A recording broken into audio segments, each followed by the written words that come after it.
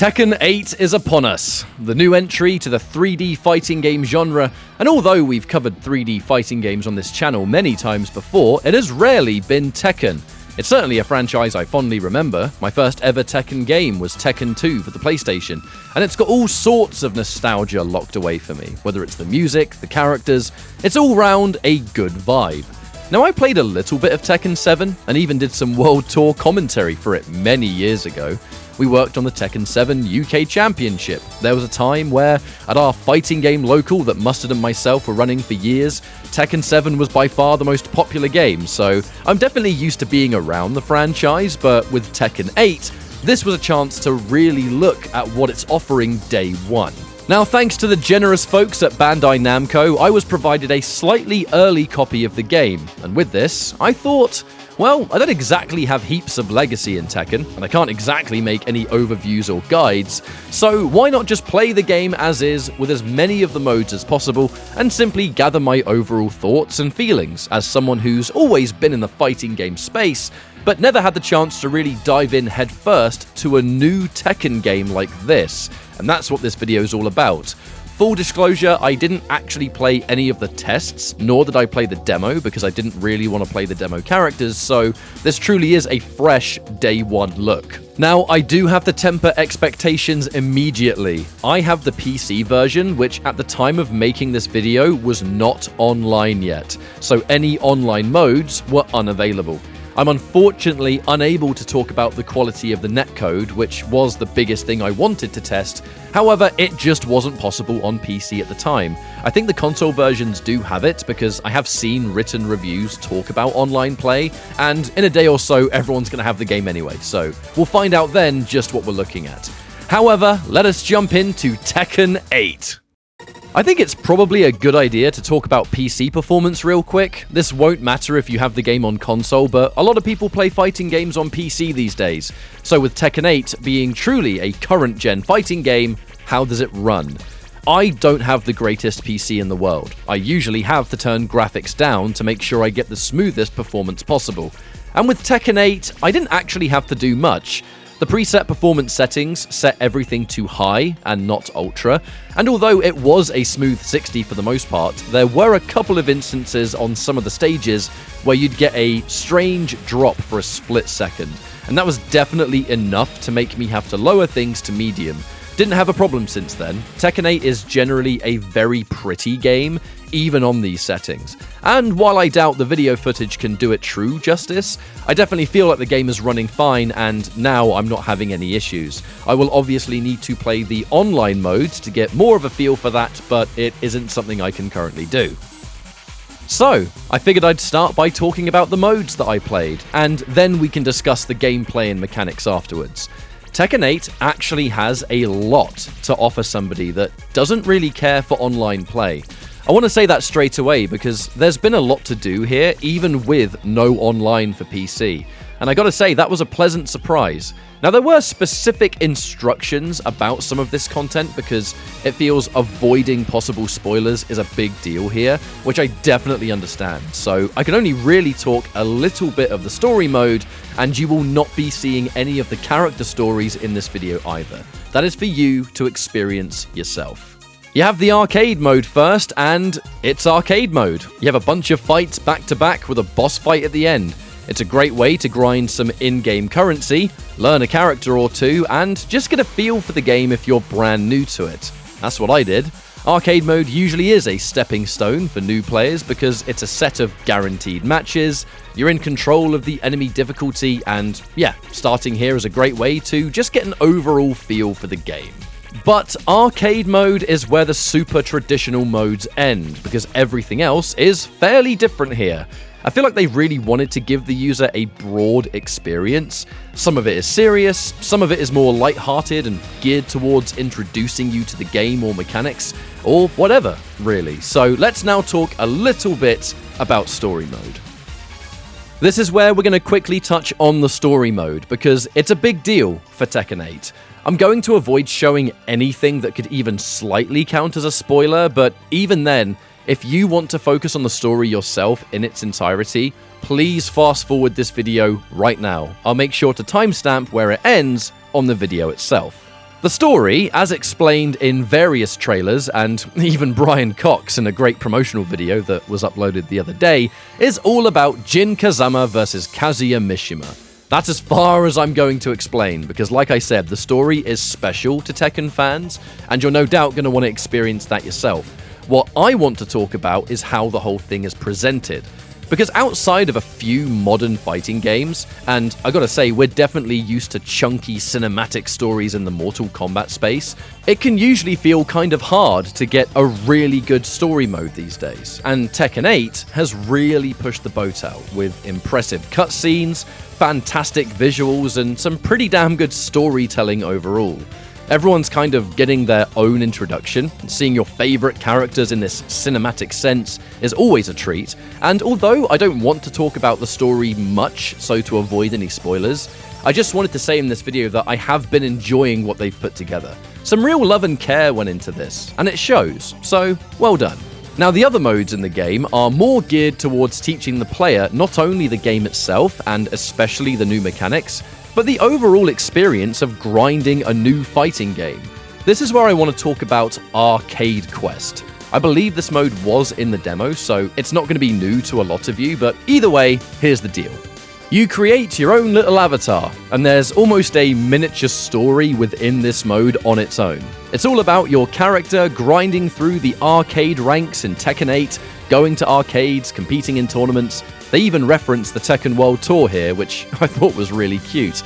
And especially in the earlier missions, they teach you the importance of the heat mechanic, something new to Tekken 8. They sometimes put recommended combos to complete at the top of the screen. If you're new to Tekken, or maybe even just fighting games, this stuff's a really nice touch. And as someone who has spent the past 10 years attending tournaments and going to arcades, I gotta say, this mode put a smile on my face.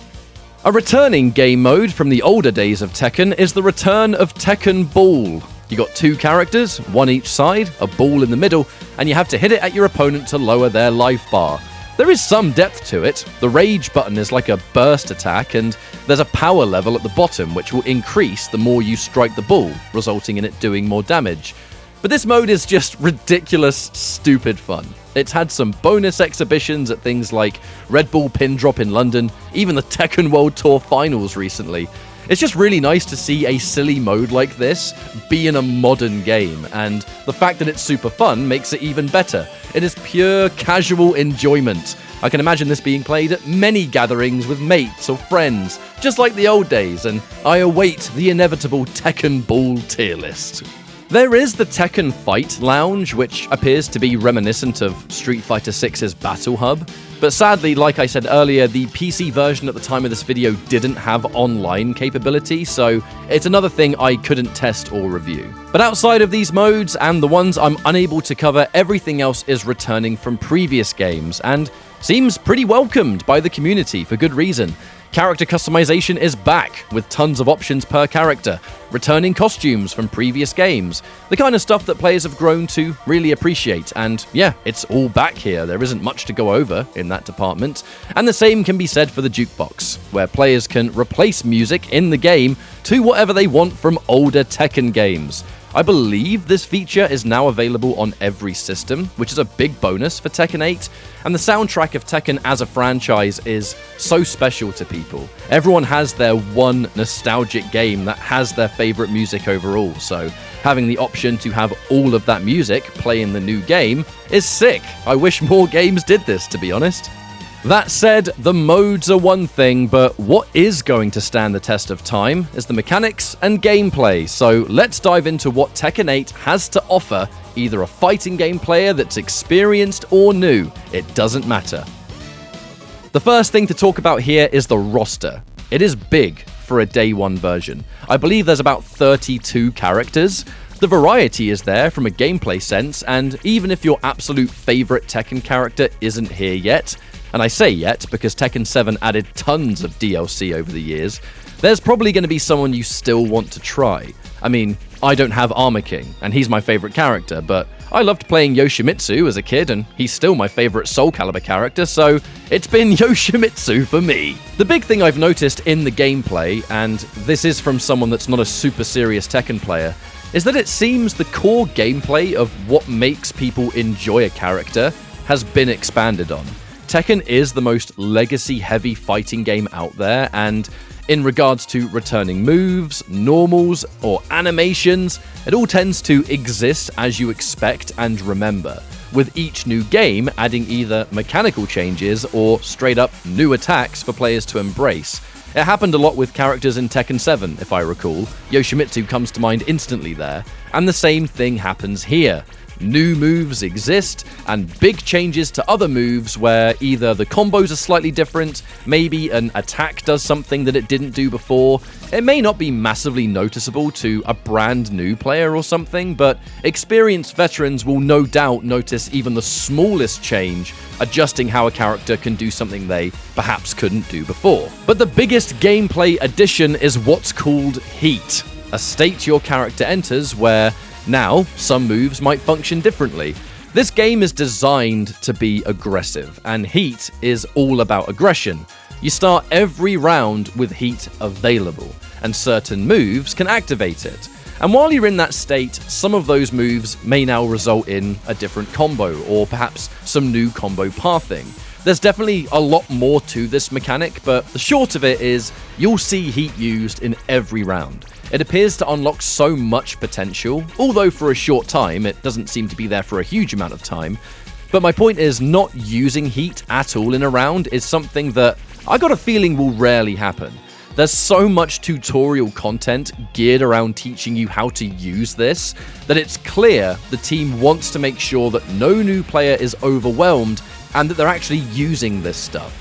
And this is something I actually really want to talk about because, like I said, I hadn't actually played Tekken 8 before this version, and I have to talk about the learning resources because they helped me a massive amount. Tekken is often considered a very difficult game to learn, and to be fair, it may be for some people. There's a lot going on, there's a lot of characters, there's a lot to remember, and now you have new features like Heat, which adds even more to the game. It would be very easy to get swamped by mechanics and matchups, but thankfully there seems to have been a clear focus on giving the player as much learning materials as possible, and it helped me a lot to begin with. You see, the training mode is massive. You have tons of options, but the ones I want to highlight are the ones that helped me get started from a tiny bit of Tekken 7 Yoshimitsu experience to, at least, as far as I consider, being off to a decent start with the character in Tekken 8. The combo challenge is genuinely really important here.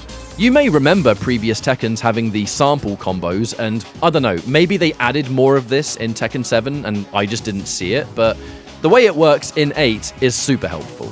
There's about 11 challenges per character, and the combos it suggests, look, they're not the most optimal combos in the world. They never will be in a game like this. Players are always going to find the best options themselves, but the sheer amount of different situations the combo challenges present teaches you how to combo from a launcher, what your launchers even are with a character, what your decent while standing options might be, how to activate Heat, and how to use Heat in a combo, showing you what attacks can even lead to the Heat mechanic. After doing Yoshimitsu's combo trials, I went from feeling like I had, frankly, no idea what I was doing, to at least understanding that this combos into that. This move is great while Heat is active. All this new stuff. It was a starting point, and one that absolutely helped me. To get more technical, you do have the frame data counter in training mode, and that's just insane for any fighting game, and it's definitely a welcome addition for day one here. You've got all of the different training mode settings, you can make the dummy do different things. God, I mean, the ability to jump in and out of a match replay to test a situation and find out what you could have done different. This has a strong possibility to be the best training mode in all of fighting games. I'm not kidding, and I think it's something that this game really needed, because without all of this stuff, there was definitely a risk of new players being a bit overwhelmed, I'm sure. It might still happen. Like I said, Tekken is rather complicated, but at least the options are here. There really isn't much else I can add at this moment, because all of my experience has come from the offline component, and I haven't had the chance to fight any real players yet. That's something I can only apologize for because, like I've said a few times, I just can't do that on the PC version right now.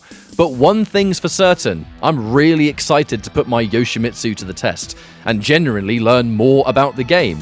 The best way to learn is to play, and once you start grinding matches, it can become a very different story.